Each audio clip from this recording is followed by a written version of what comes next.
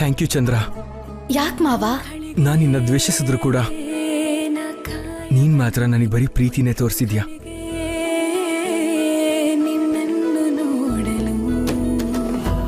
ಅವಮಾನಗಳನ್ನ ತಡ್ಕೊಂಡೆ, ಅಪ್ಪನಿಂದ ನಿನ್ನ ತಡ್ಕೊಂಡೆ. ನಿನ್ನ ಮನೇಲೇನೆ ಹೊರಗೆ ನೋಡ್ತಾರ ನೀನು ಬದುಕಿದ್ದೆ.